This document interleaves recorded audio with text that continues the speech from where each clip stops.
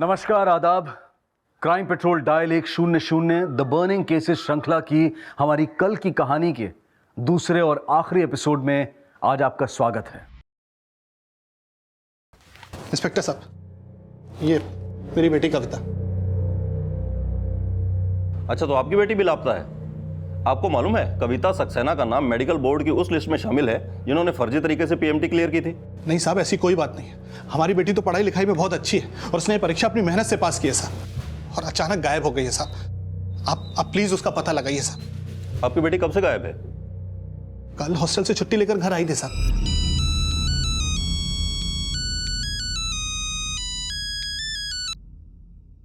Hello,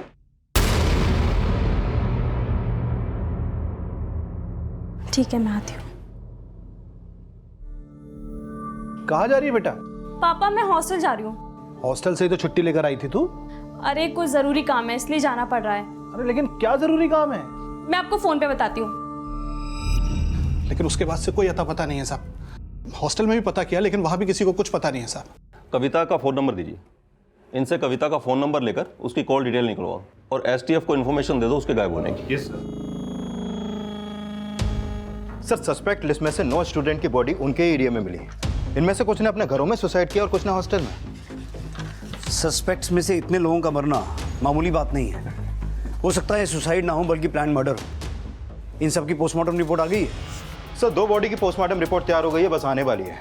बाकी में से कुछ की परसों आएगी और कुछ की 4-5 दिन बाद। सस्पेक्ट स्टूडेंट्स में से कई गायब हैं और इनसे हमें उन बिचौलियों का पता चल सकता था जिनके थ्रू इनका फेक एडमिशन हुआ था।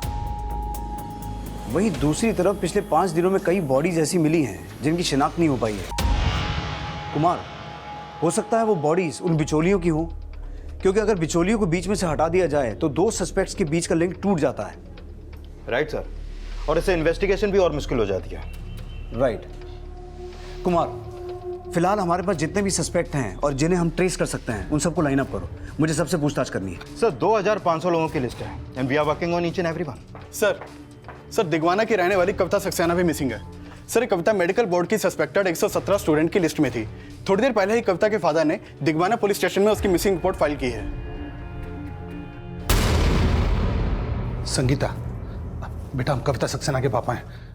बेटा कविता का कुछ अता पता नहीं है, वो गायब हो गई है। कॉलेज से तुम्हारा पता मिला। तुम तो कविता की दोस्त हो ना, तुम तो कुछ जानती होगी वो इस समय कहाँ है। वो तो मुझे नहीं पता अंकल, लेकिन एक लड़का कुछ दिनों से कविता से मिलने आ रहा था। मुझे तुमसे कोई बात नहीं करनी, चले जाओ यहाँ से। लड़का? बेटा कौन है वो लड़का? शायद उसका नाम अमरीश है, मैंने सुना था। और वो कविता से नहीं, बाकी स्टूडेंट से ही मिलने की कोशिश कर रहा था और उनसे पीएमटी के एग्जाम के बारे में कुछ बात कर रहा था। PMT exam? हेलो, हाँ बेटा, कविता के बारे में कुछ पता चला? मैं कविता के कई फ्रेंड से मिला लेकिन कविता के बारे में किसी को कुछ नहीं पता। और पापा, इसके अलावा एक और बात पता चली है कि कविता के अलावा मेडिकल कॉलेज के और भी स्टूडेंट मिसिंग हैं। क्या?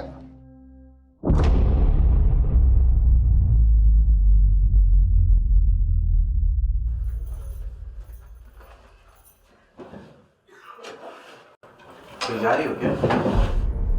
दूध और सब्जी लाने। आधा किलोमीटर चल के जाना पड़ता है उसे लाने के लिए। तुम्हारी वजह से पता नहीं किस बीहड़ में आ गए हैं। सुनो, ला मुझे दो, मैं लेकर आता हूँ। मुझे बाहर भेजने से डरते हो, लेकिन उससे होगा क्या? क्या तुम्हारे बाहर जाने के बाद मुझ पर यहाँ कोई अटैक नहीं कर सकता?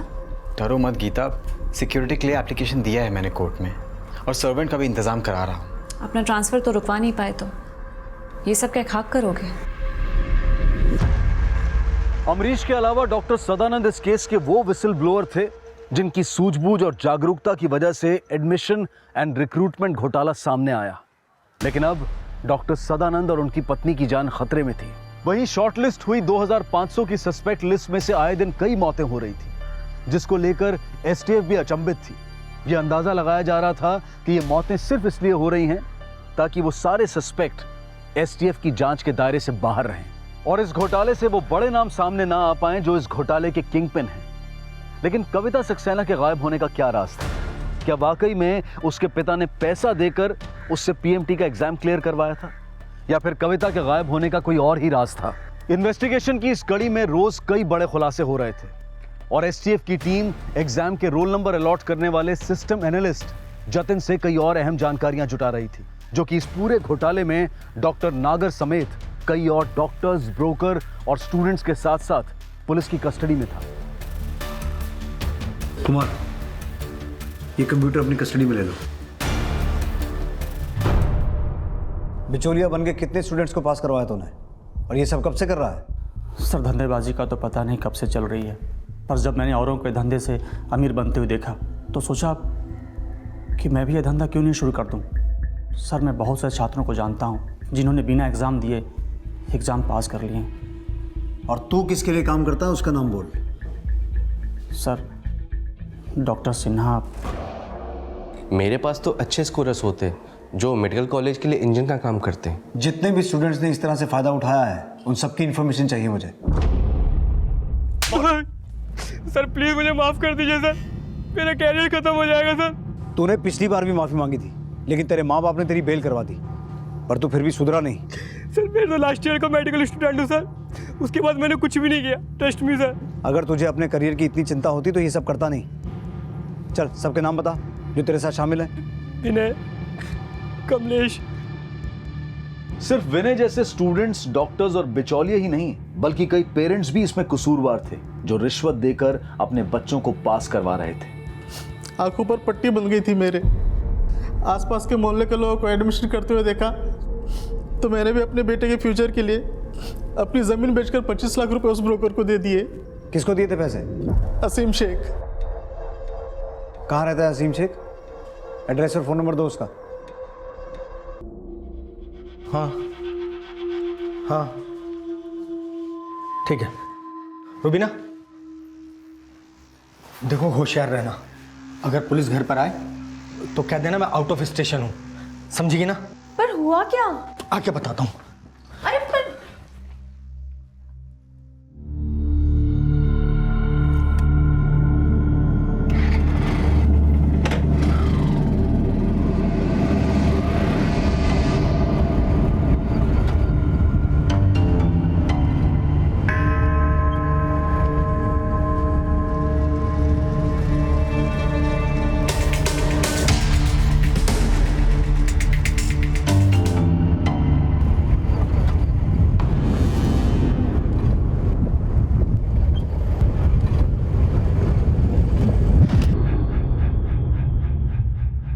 एसटीएफ टीम जब असीम के घर पहुंची तो वो वहां पर नहीं था, लेकिन जल्द ही उसके मारे जाने की सूचना ने एसटीएफ को भी चौंका दिया।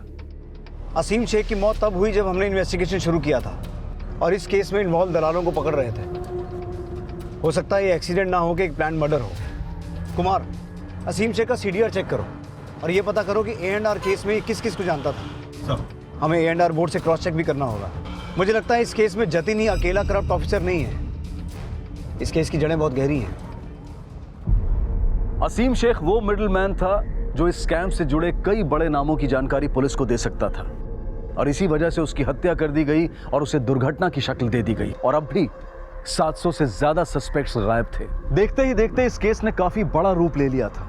इस केस से जुड़े कई लोगों की जान खतरे में थी और विसिल ब्लोअर अमरीश की सुरक्षा भी हाशिए पर थी, जबकि उसको पुलिस की सुरक्षा मिली हुई थी। पापा, किसी ज़रूरी काम से हमें हॉस्टल के पास तक जाना पड़ रहा है। लेकिन बेटा, तुमको तो पता है ना कि उसी हॉस्टल के पास ही तुम्हारा अपहरण हुआ था। अरे चाचा, आप क्यों घबरा रहे हो? हम हैं ना इनकी सुरक्षा के लिए। ये है हमारी सुरक्षा के लिए। और आप यहीं रुकिए, दरवाज़ा भी अंदर से बंद कर लीजिएगा, हम आ जाएंगे थोड़ी देर में। आइए।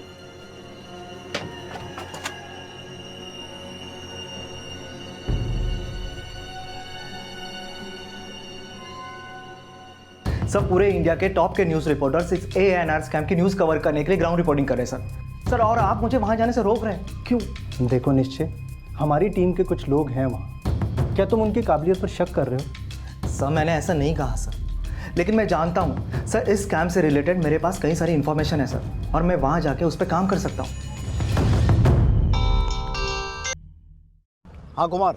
सर, असीम शेख के पास जो कॉल आया था वो एक भीड़भाड़ वाले मार्केट एरिया से किया गया था। कुमार, मुझे पूरा यकीन है कि ये एक प्लान मर्डर ही था। पहले उसे फ़ोन करके घर से बाहर बुलाया गया और फिर एक्सीडेंट करके मार दिया गया। इसका मतलब है कोई तो है जो ये नहीं चाहता था कि हम उस तक पहुंचते। अच्छा कुमार, हमारी लिस्ट में से जितने भी लोग मिसिंग हैं उन सब के केसेस की लेटेस्ट अपडेट दो मुझे। Okay sir.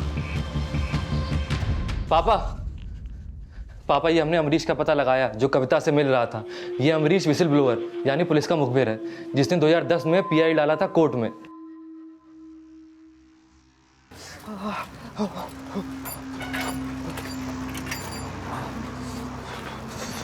गुप्ता जी कहाँ जल्दी चले आ रहे हो? प्राइवेसी के नाम पे कुछ तो छोड़ दो।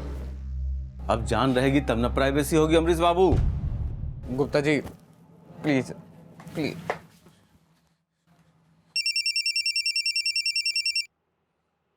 हेलो, हाँ हाँ, अमरीश बाबू अभी बाथरूम गए हैं। अब ये तो नहीं पता कि 1 नंबर गए हैं कि 2 नंबर। हाँ हाँ, आ गए, एक ही नंबर गए थे।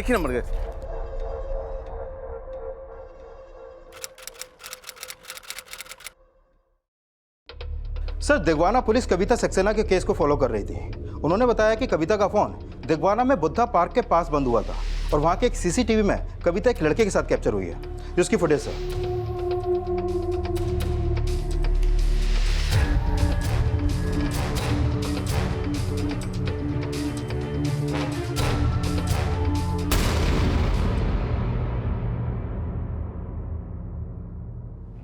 वीडियो क्लियर नहीं है, ये लड़का है कौन? सर, ये लड़का कौन है ये तो आइडेंटिफाई नहीं हो पाया है और नहीं कविता के घर वालों को इसकी जानकारी है, लेकिन उनका कहना है कि अमरीश जो विसल ब्लोअर है वो कविता से मिल रहा था। अमरीश से मिलते हैं एक बार, लेकिन मुझे लगता है ये जो भी है उसका कविता के गायब होने में हाथ हो सकता है। पता लगाओ ये कौन है और कविता के फादर से मिलो एक बार। Okay sir.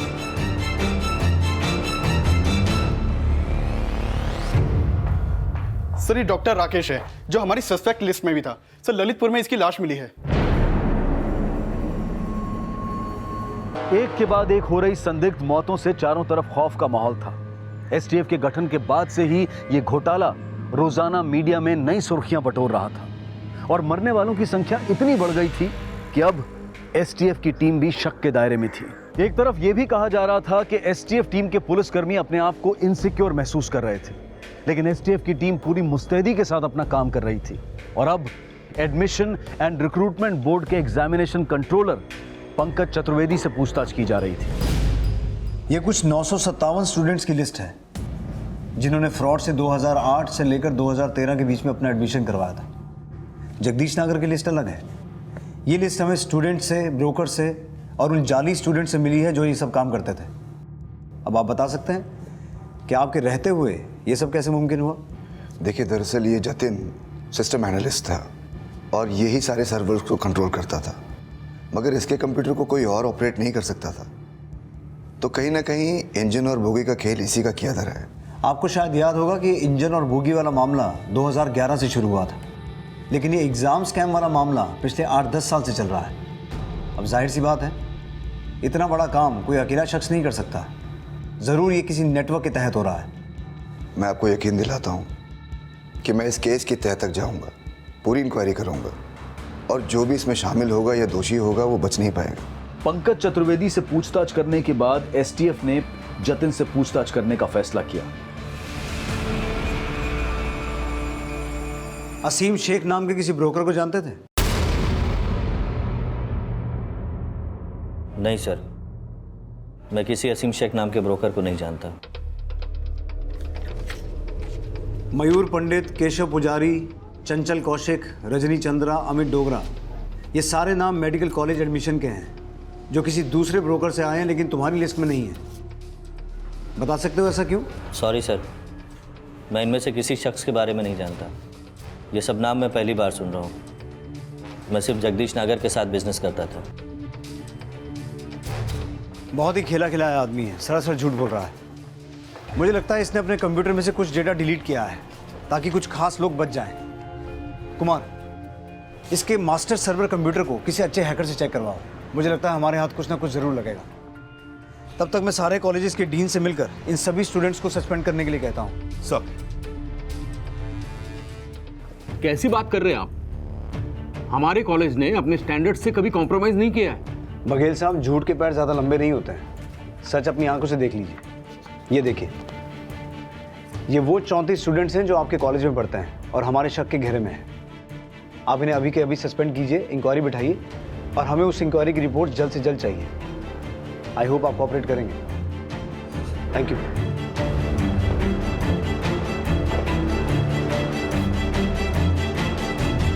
इस तरह के कई नोटिसेस कई मेडिकल कॉलेजेस में दिए गए, जहां कई संख्याओं में ऐसे स्टूडेंट्स शक के घेरे में आए थे जिनका इस स्कैम से कनेक्शन हो सकता था, और कई कॉलेजेस के स्टूडेंट्स ने इसका विरोध भी किया।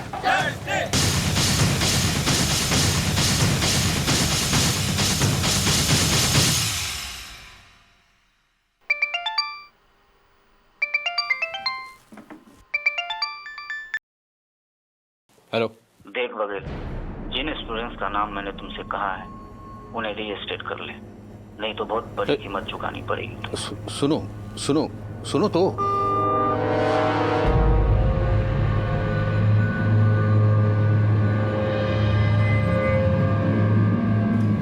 तुम यहाँ क्यों आए? क्यों सर, आपने मुझे ट्रांसफ़र करा दिया तो मैं आपसे मिलने भी नहीं आ सकता हूँ। बोलो क्यों आए हो? सर, ये 34 स्टूडेंट्स हमारे कॉलेज से भी रेस्ट्रिगेट हुए हैं। मुझे हमेशा से डाउट था कि कुछ गड़बड़ तो ज़रूर है। जब मैंने इनसे पहली बार इंटरेक्ट किया था, मैंने उसी वक्त आपसे कंप्लेन की थी। So there is something not right here. ये स्टूडेंट्स पीएमटी का एग्ज़ाम क्लियर करके आए और उनको बेसिक चीज़ें तक नहीं आती हैं, और इनमें से कुछ स्टूडेंट्स टॉपर हैं।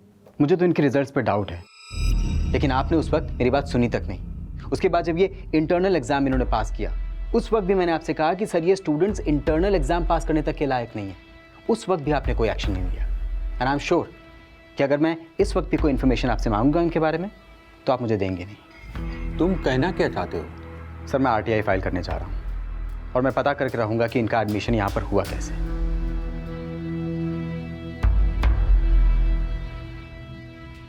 एसटीएफ ने जतिन के कंप्यूटर से और इंफॉर्मेशन निकलवाने के लिए एक इंटरनेट और कंप्यूटर हैकर मयंक सिंह की मदद ली। हमें ऐसा लगता है इसमें से डेटा डिलीट किया गया है। तुम उस डेटा को रिकवर कर सकते हो? जी सर।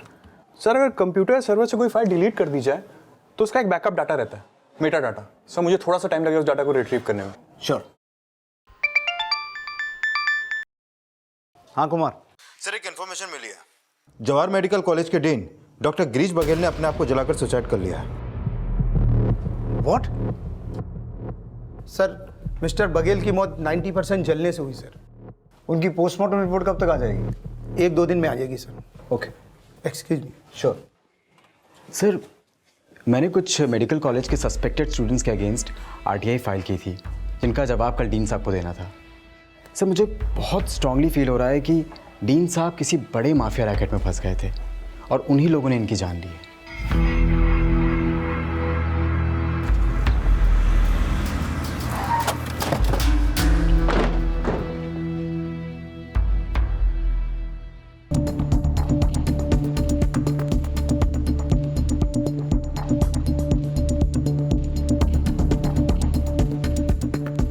लगभग 1.5 लीटर केरोसिन यूज हुआ है।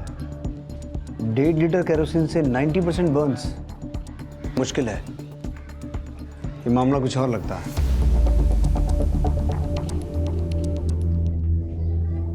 मैडम, ये सब हुआ कैसे? सर, मैं रोज की तरह मंदिर गई थी और जब मैं वापस लौटी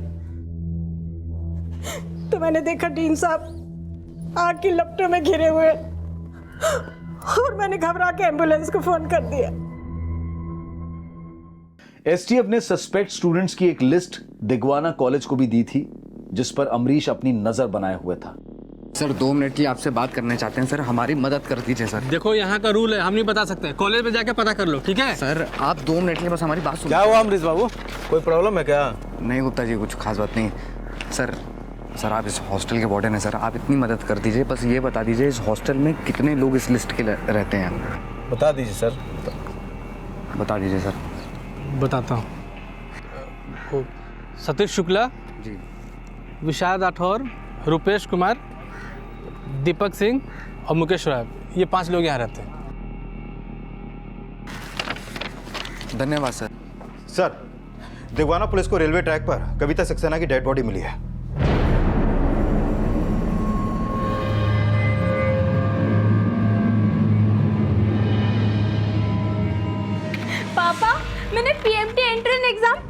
लिया और मुझे देगवाना का सबसे बेस्ट कॉलेज मिला है।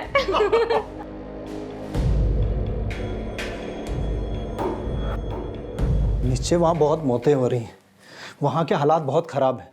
इस केस में जो भी इन्वॉल्व है वो या तो मारा जा रहा है या फिर गायब हो रहा है। तुम्हारी सिक्योरिटी का सवाल है। डोंट वरी सर, मुझे कुछ नहीं होगा सर। मेरे पास एक प्लान है सर।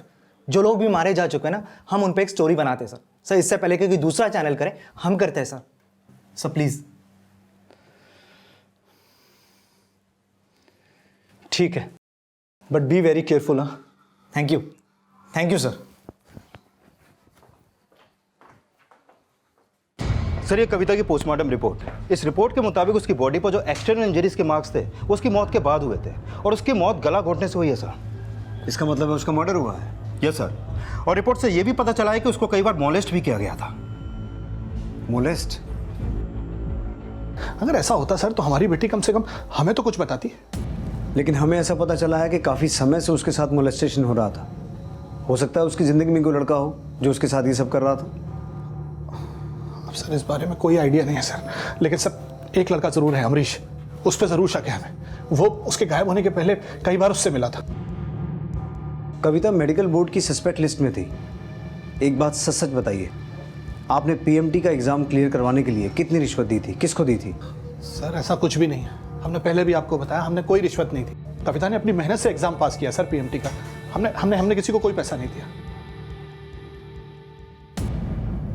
सर आपने बुलाया था? हमारी बेटी तो मासूम थी।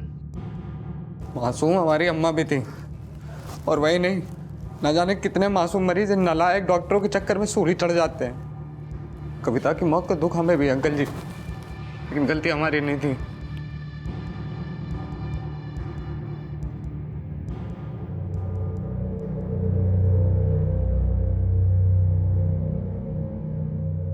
हमने सुना है तुम कविता को ट्रेस करते थे।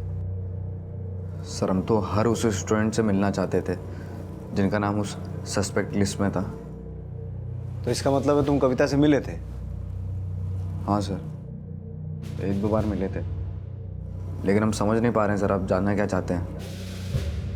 क्या लगता है तुम्हें, कविता की मौत के पीछे किसका हाथ हो सकता है? सर इस बात का तो हमें कुछ खास अंदाज़ा है नहीं सर, लेकिन कुछ महीनों पहले सर हॉस्टल में लड़कों ने हमें बहुत बुरा पीटा था सर जिसमें कि 15 लड़के सस्पेंड हुए थे और उन्हीं में से 5 लड़के इसी हॉस्टल में रहते हैं और पास के हॉस्टल में कविता भी रहती थी। तो सर हो सकता है आपको इनमें से किसी से कविता की कुछ इन्फॉर्मेशन मिल सके। अमरीश के बयान के आधार पर जल्द ही उन लड़कों को पूछताछ के लिए तलब किया गया जिन पर अमरीश ने अपना शक जताया था। सर हम तो उस वक्त कॉलेज में थे जिस वक्त कविता को बुद्धा पार्क के पास देखा गया। हाँ सर, हमने मेडिकल एग्ज़ाम चीटिंग करके पास किया था सर, और कविता ने भी। इस फोटो में जो लड़का है उसे पहचानते हो? सर इसको जानते तो नहीं है, लेकिन इसको डॉक्टर आशुतोष दहिया के साथ देखा है सर।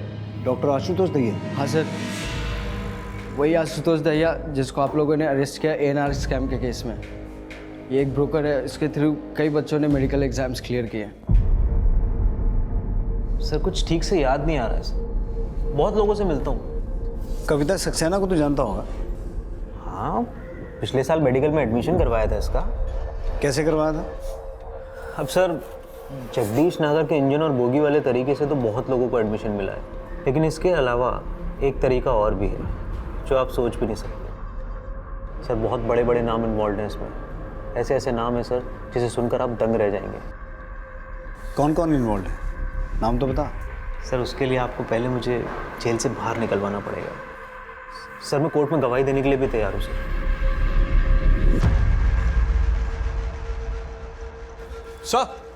सर एक सेकेंड,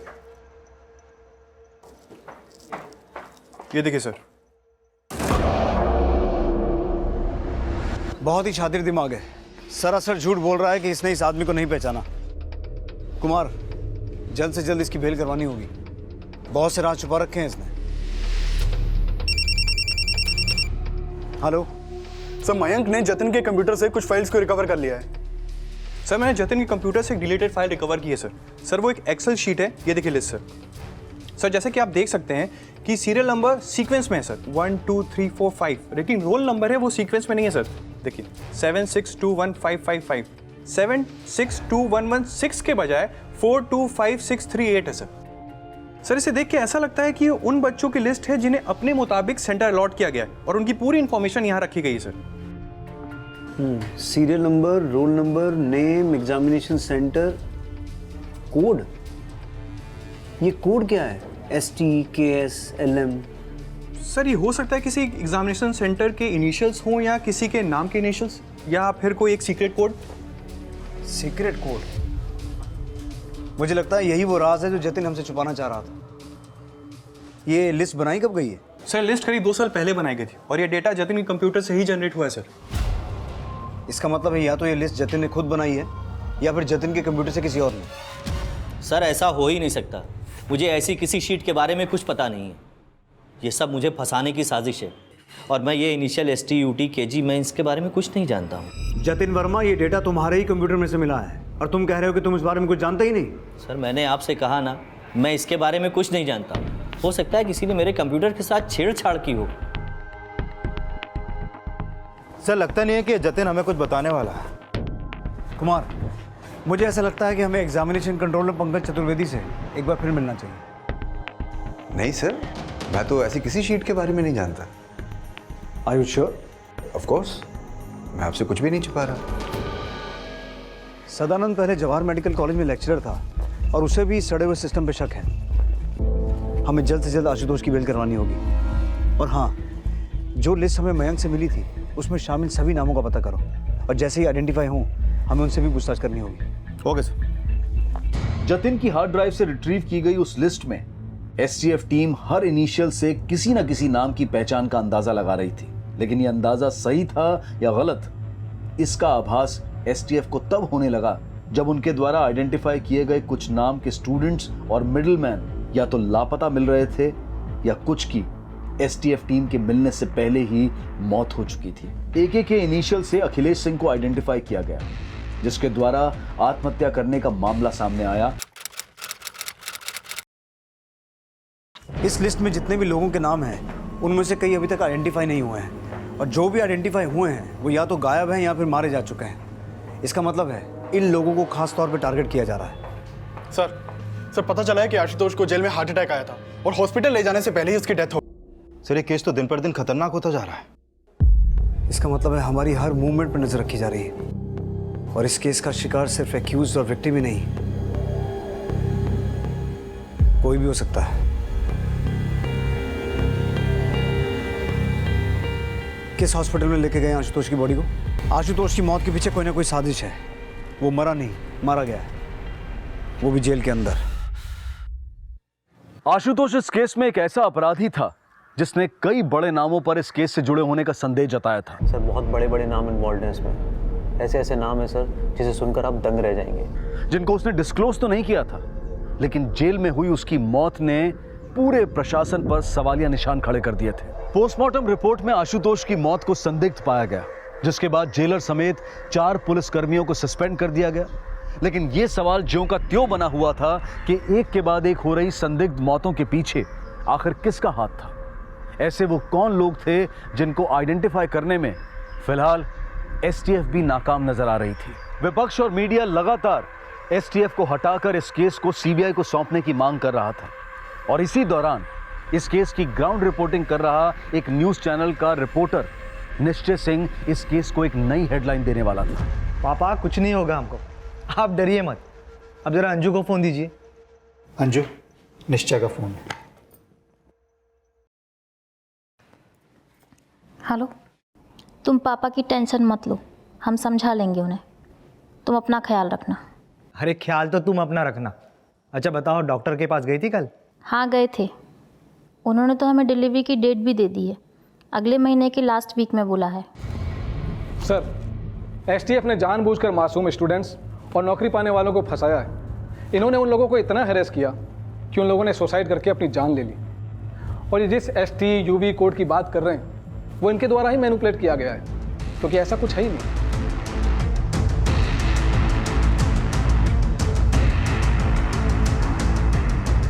इन दोनों फाइल्स की सत्यापन की जांच करने के लिए इन्हें लैब भेज दिया जाए।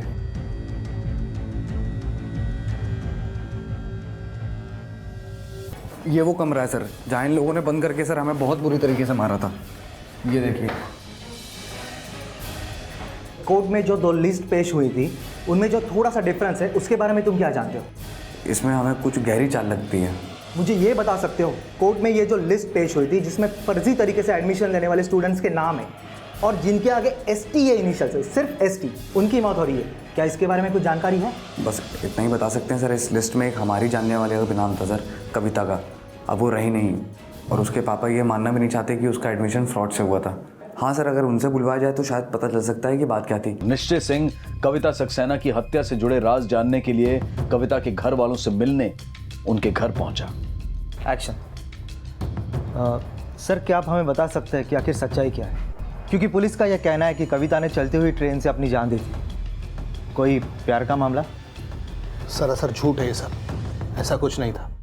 हमारी कविता का मर्डर हुआ था। पोस्टमार्टम रिपोर्ट भी आप देखिए, उसमें साफ साफ लिखा है कि हमारी बेटी की मौत जो है गला घोटने की वजह से हुई।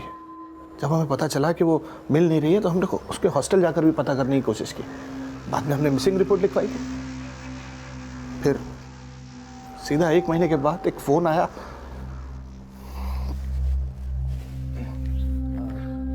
सर माफ़ कीजिएगा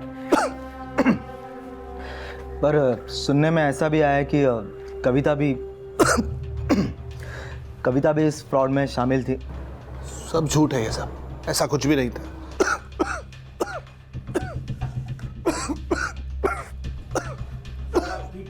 सब ठीक तो है ना?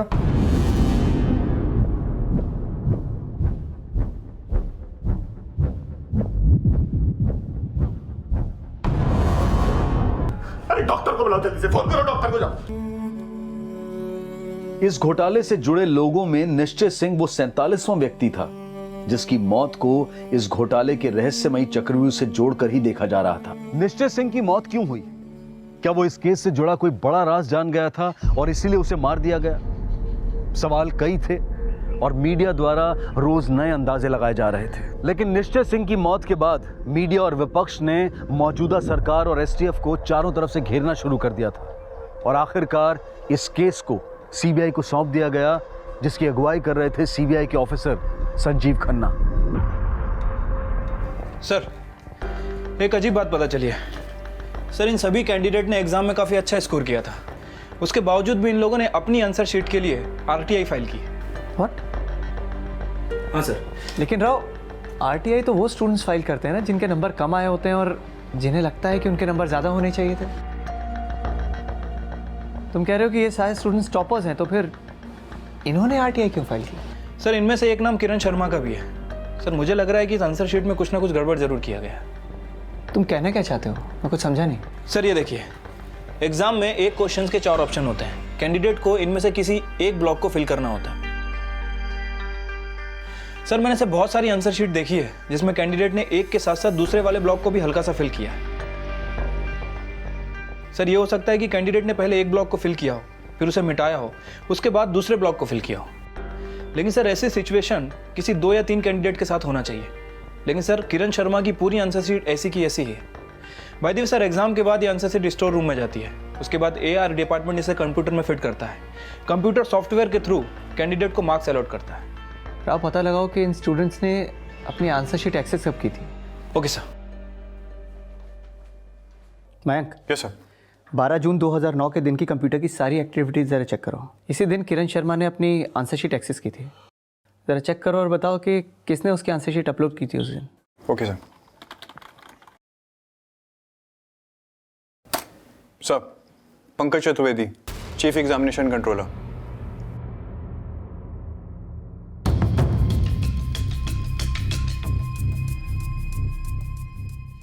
जी हाँ, मैंने ही ये सब किया है। ये जो शीट है इसे OMR कहते हैं, लेकिन ये सब मैंने जतिन की मदद से ही किया है। हम लोग पहले कैंडिडेट अपीयर होता है एग्जामिनेशन के लिए, फिर जो कैंडिडेट जैसा पैसा देता है उसी के अनुसार उसके स्कोर्स बनते हैं और उसी के मुताबिक उसकी रैंकिंग होती है ताकि वो अच्छे से अच्छे कॉलेज में एडमिशन ले सके। और एग्जाम्स?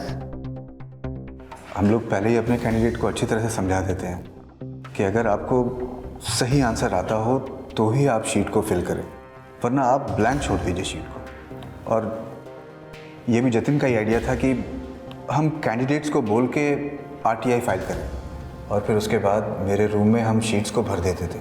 इसीलिए सारे डिक्लेयर्ड स्कोर मैच हो जाते थे और हम उसी शीट को स्कैन करके कंप्यूटर्स पे अपलोड कर देते थे ताकि आगे चल के भी कोई गड़बड़ ना हो। तो फिर किरण शर्मा की आंसर शीट में इतने इरेज मार्क्स क्यों थे? वो कुछ ज़्यादा ही कॉन्फिडेंट थी सर। वो अपने आप ही सारे आंसर्स भर के आ गई थी। हम तो उसके शीट को करेक्ट भी नहीं करना चाहते थे, लेकिन उसके फादर ने 50 लाख रुपए दिया था, इसीलिए हमें रॉन्ग आंसर्स को इरेज करना पड़ा और सही आंसर्स भरने पड़े। चलो अब ये भी बता दो कि जतिन वर्मा की लिस्ट में ST कौन है? सर अगर हम आपको इसका जवाब देंगे तो हम जिंदा नहीं बचेंगे।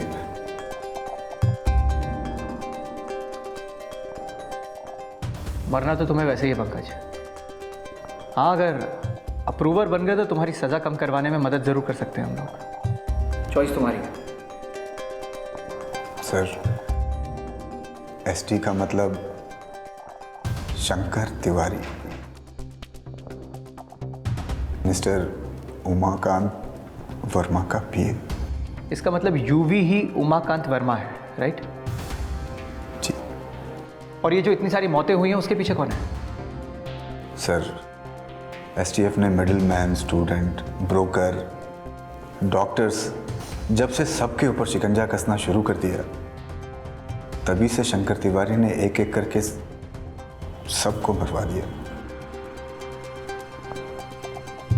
हाँ, कविता सक्सेना की एप्लीकेशन आशुतोष दहिया लाया था मेरे पास, लेकिन उसके माँ बाप पूरे पैसे नहीं भर पाए थे। वो सौदा 35 लाख में हुआ था, इसलिए पैसों के बदले में मैंने उसे अपने साथ हम बिस्तर किया। लेकिन फिर उस अमरीश ने RTA फाइल किया और वो कविता के पीछे हाथ धोकर पड़ गया। मुझे लगा कहीं कविता मुंह ना खोल दे, इसलिए मैंने उसे मरवा दिया।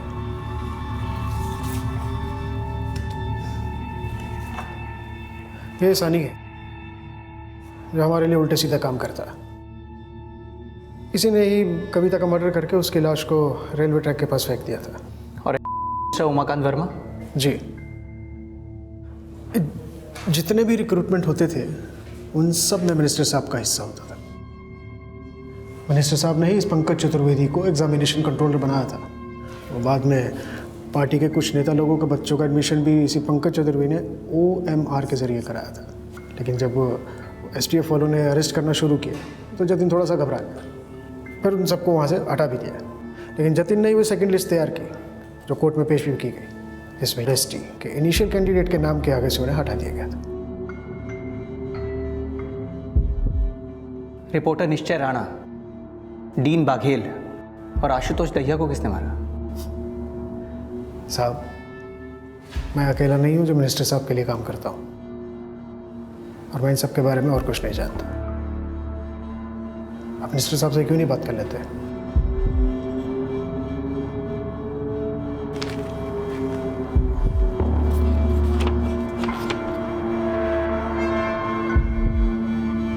आपको हमारे साथ चलना होगा।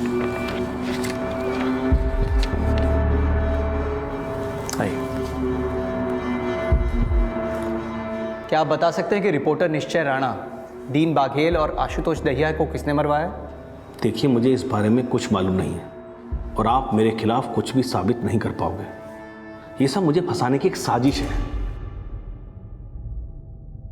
इस केस में भले ही कई फर्जी डॉक्टर्स के नाम सामने आए, लेकिन ऐसा बिल्कुल नहीं था कि पूरा A&R बोर्ड और मेडिकल बोर्ड भ्रष्ट था। डॉक्टर सदानंद समेत ऐसे कई डॉक्टर्स हैं जो इस नोबल प्रोफेशन में बेहद ही संजीदगी से अपनी भूमिका अदा कर रहे हैं। मिनिस्टर उमाकांत फिलहाल जमानत पर रिहा हैं, लेकिन इस घोटाले में उनकी भूमिका अब भी शक के घेरे में है। CBI की इन्वेस्टिगेटिंग टीम ने CBI कोर्ट में दिसंबर 2017 में अपनी चार्जशीट फाइल कर दी थी, जो कि 23,000 पन्नों की थी।